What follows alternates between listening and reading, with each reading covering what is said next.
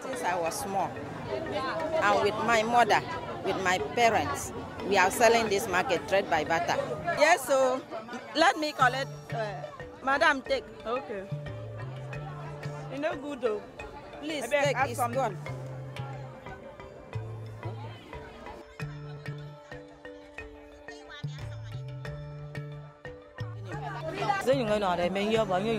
Whatever they give me, I collect. If it's not good, I leave it. It's helping us mothers and our children.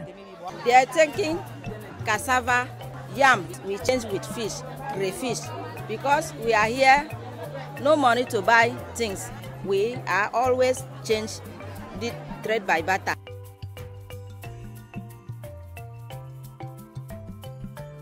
The specific challenges we face this year is because the market has not to be stayed too long.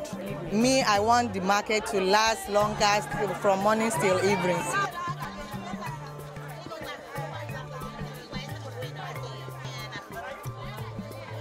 There's nothing like emphasizing and affirming culture.